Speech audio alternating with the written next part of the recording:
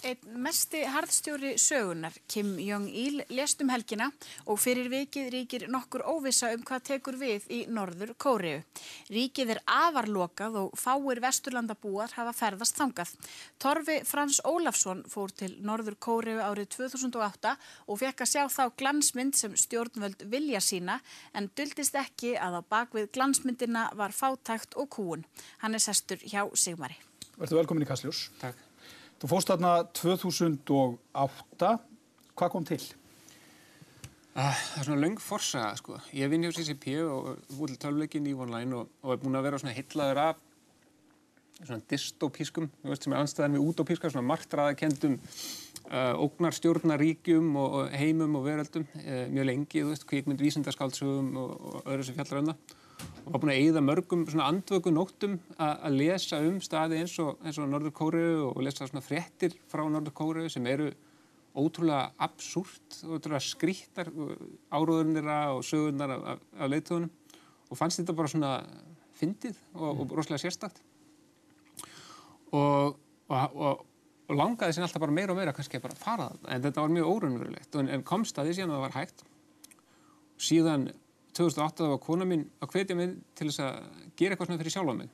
Ég var búin að vera að vinna mjög mikið, mjög lengi og gera aldrei neitt fyrir sjálfa mig og ég alltaf að tala fyrir fjallgöngu og hún var að vonast til að ég myndi fara á Laugaveginn eitthvað svona sko og verður bara að gera bara hvað sem þú vilt, bara gerðu það sem þú vilt og ég benti á þetta, heyrðu ég ætla að fara til Norður Kóreu í júní og já og sem ég og gerði og hún satt heima bara í viku og gat ekki hringt eða haft samband þar sem ég var bara í þessu samskipta svarthóli sem heitir Norður Kórea og GSM-síminn minn innsiglaður í umslagi. Það bara þannig. Hvernig komstu þangað inn? Já, maður bara sækir í raun og veru. Það ekki það erfitt fyrir okkur vesturlandabúa í raun og veru. Það kostar bara peninga í raun og veru og ekki nema Bandaríkjamenn og Ísraelar þeir fá ekki að fara að inn eða það mjög miklu erfiðara fyrir þá. Og Suður Kóreu búar mega bara alls ekki koma til Norður Kóreu. En samt ég las einhvers staðar að væri 1500 mann sem heimsækja Norður Kóreu á ári. Það ekki meira. Með hvað margir sem heimsækja Ísland á ári, meira en 300.000. Já.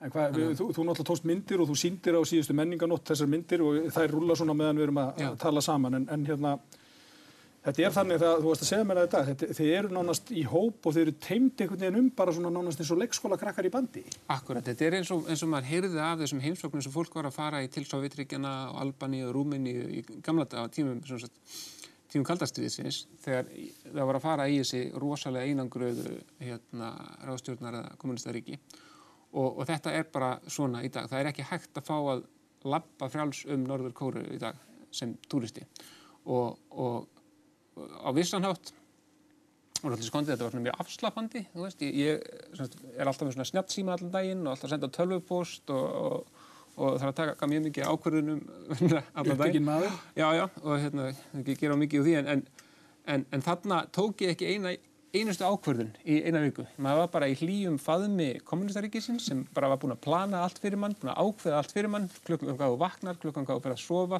við förum á þennan veitingarstað í kvöld, þetta í matinn, það hundur eða eitthvað, það við borðum hundakjöt og svo ætlum við að fara að skoða þetta safn og þetta minnismerki og heimsækja samvirkubú. Mjög sérstök reynsla. Þú þá þar alveg ekki fengið að tala við fólk þarna, það var bara ákveðið fyrirfram við hverju okkast talaði átt samskipti við eða eitthvað? Já, mjög sérstakt líka, sko, við erum með gæta, það eru 2 leiðsögumenn sem fylgja okkur allan tíman og sofa á sama hóteli og alltaf vöknuð og undan okkur og fara seinast að sofa og þau tala fullkomna ensku, betri ensku en fólk talar almennt í Asíu, þú veist, bara viðskiptafólk í Kína eða Japan talar ekki svona góða ensku, hefur náttúrulega aldrei komið út fyrir Kóreu og veit ekkert Vesturlönd að því ríkið svo lokað. En svona innfæddir sko sem eru labbandi á götunni eða á okkur bókasafni eitthvað þannig, það búið að brýna fyrir þeim að yrða ekki á útlendingana og þau passa sig mjög vel bara horfa ekki í augun á henni. Og þegar við vorum svona innan almenning þá voru alltaf menn í jakkafötum, sólglerugu, þú veist, að mónitora. Að passa upp á það. Að passa upp að það ekkert þannig. Og þetta náttúrulega partur af þessari kúgun, fólk veit að það hefur slæmar afleiðingar í för með sér ef það fer einhvern veginn út fyrir ramman eða boxið eða eitthvað. Algjörlega. En þarna eru kannski, við getum sett þetta þannig upp að stjórnvöld setja þarna upp einhvers konar leiktjöld, ákveða hvað þið eigið að sjá og einhverja tala og allt þetta. En þú veist, auðvelt að sjá í gegnum þetta? Já, það í raun og veru, það vonlaust að fela hvernig ástandið fyrst og fremst rosalega bara mikil eymd og rosalega mikil fátækt. Og það frekar sérstakt að sjá það þegar við erum aðalega þarna í Pjongjang sem höfuðborgin og Pjongjang að búa rúmlega 2 milljónir þar af 20 milljónir sem búa í Norður-Kóreu. Það á að vera svona fyrirmyndaborgin. Þangað fær fólk aðeins að flytja ef það er eitthvað hátt sett í flokknum eða sýnir af sér eitthvað alburða getu og meira þess að sko ef fólk er fatlað þá er það flutt í burtu í aðrar borgir og ef fólk segir eitthvað pólitískt gerir eitthvað vitlaust eða segir eitthvað slæmt hinn ágæta leiðtoga, þá er það flutt í aðrar borgir. Og síðan náttúrulega ef fólk gerir eitthvað drastískt af sér pólitískt rangt eins og að horfa á suður-kóreska sjónvarpsútsendingar, breyta sjónvarpstækinu sínu til þess að geta hort á þær eða lesa einhverjar bannaðar bækur eða tala illa Kim Jong-il eða Kim Il-sung, þá er það sent í fangabúðir í norður hluta landsins, þar sem við talið að séu alltaf 150 til 200.000 manns í sko svona vinnubúðum, bara þrælkunarbúðum. Þannig að þetta er bara kúgun, harðstjórn og einræði eins og við þekkjum og kannski er ljósmynd sem að margir hafa séð eða mynd sem er tekin úr gerfinetti af Suður-Kóreu og Norður-Kóreu, tekin að næturlagi, þar sem að ljósin sjást í Suður-Kóreu allt upplýst en það er varla ljós týru að sjá þarna í Norður-Kóreu. Fátæktin þarna er bara alger eða hvað? Já, þetta er náttúrulega, það er margt sem spilar þarna inni. Norður-Kórea er eitt af einangruðustu löndum í heimi og hefur haldið upp í rosalega sterkri einangrunar stefnu. Þess vegna fæ ég alltaf mjög kaldan hroll þegar ég heyri í íslensku fjölmiðlum menn að tala við bara að veiða fisk og rækta landið okkar og ekkert vera að pæla í útlöndum og hætta þessum alþjóðasamskiptum og erlendri fjárfestingu og eitthvað. Af því þetta er svona skýr birtingarmynd hvað gerist þegar land ákveður að einangra sig. Þeir kalla þessa stefnu Juche og þeir lofsama hana sko. Í raun og veru Kim Il-sung fann hann upp á vissanátt þegar hann var að reyna að spila Sovjetríkjunum og Kína á móti kröðurum sem voru svona stærstu svona styrtar aðilar Norður-Kóreu og þetta á tímum kaldarstríðsins. Að vera engum háður og geta bara verið sjálfstæður og framleiða allt sjálfur. Og þetta er afleiðingin af því í raun og veru? Meðal annars og svo eru náttúrulega gífurlega viðskiptahömlur sem Vesturlönd hafa sett á Norður-Kóreu út af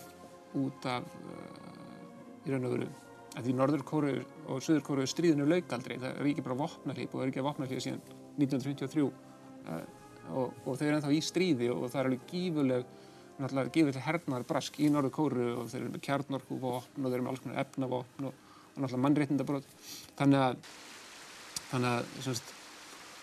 það er búin að vera viðskiptaþvinganir á Norður-Kóreu mjög lengi. Gríðarlegt fjármagn sem að fer náttúrulega í herinn sem er margfalt stærri heldur en kannski þekkist í öðrum ríkjum af sömu stærð. En hvað gerist núna í framhaldinu þegar að það tekur nýr maður við völdum?